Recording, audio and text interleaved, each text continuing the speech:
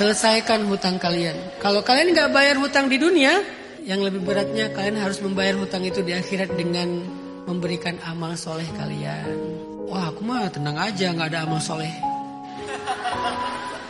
Kalau kalian merasa nggak punya amal soleh, berarti kalian harus membayar hutang itu dengan mengambil dosa dia. Lebih berat lagi, dia yang bikin dosa, kalian yang tanggung jawab. Semakin banyak hutangnya, apalagi hutangnya kepada rakyat, nggak kebayang sih itu cara bayarnya tuh. Ngapain dia berhutangnya sama rakyat? Kan susah kan? Kalian berhutang sama anak yatim, berhutang sama orang miskin, berhutang sama saudara kalian, berhutang sama orang kaya. Jangan mentang-mentang orangnya kaya terus kalian berpikir orang dia nggak butuh. Ini bukan tentang masalah dia butuh, tapi tentang janji, tentang hutang, tentang hak. Kamu nggak selesaikan di dunia, harus kamu selesaikan di akhirat. Menyelesaikan di akhirat lebih capek daripada menyelesaikan di dunia. Kenapa kita diuji dengan orang atau sesuatu?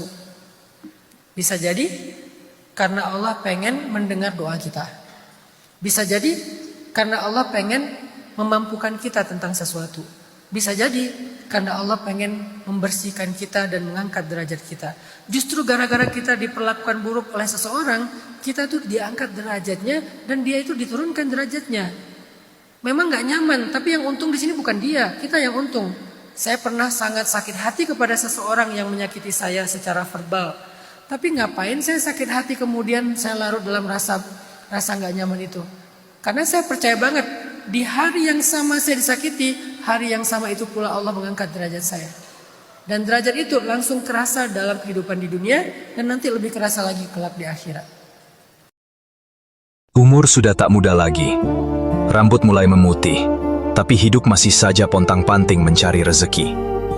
Bukan karena tak berusaha, tapi karena nasib belum berpihak sepenuhnya. Kadang lelah, kadang ingin menyerah. Tapi tanggung jawab membuat langkah ini tetap berjalan. Meskipun dunia terasa berat, aku tetap berjuang. Karena hanya dengan kerja keras, aku bisa bertahan dan membuktikan arti. Ternyata ujian itu love language-nya Allah. Allah mencintai kita dengan cara memberi ujian karena Allah bukan cuma pengen memudahkan, tetapi Allah ingin memampukan. Allah ngasih kita ujian karena Allah lagi menyiapkan kita menjadi sesuatu yang istimewa. Allah ngasih kita ujian karena pengen ngasih kita pelajaran. Karena metode pendidikan hidup itu berbeda dengan metode pendidikan sekolah.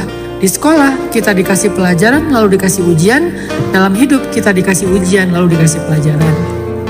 Ujian itu love language-nya Allah. Kenapa? Karena ujian itu sendiri penggugur dosa dan mengangkat derajat. Dan setiap kebaikan itu 10 kali lipat. Kalau ada orang berpikiran bahwasanya ketika dia kerja itu untuk nyari uang, maka dia akan kecewa ketika yang dia dapatkan tidak sama seperti yang dia harapkan. Betul. Nah, maka tujuan dia adalah uang. Padahal pertanyaannya, bagaimana Allah menganggap kerja? Allah nggak bilang kerja itu untuk cari duit. Tapi kerja bagi Allah adalah untuk bersyukur. Makanya Allah bilang begini dalam Al-Quran, I'malu ala Dauda syukron wa qalilan min ibadiyah syakur. Bekerjalah wahai Daud agar engkau bersyukur.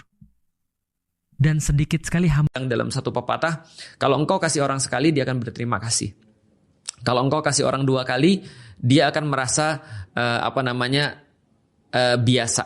Kalau engkau kasih orang 3 kali, dia akan expecting. Kalau engkau kasih orang 4 kali, dia mulai merasa bahwa ini adalah sesuatu yang seharusnya. Kalau engkau kasih orang 5 kali, itu dia mulai marah kalau kamu gak ngasih.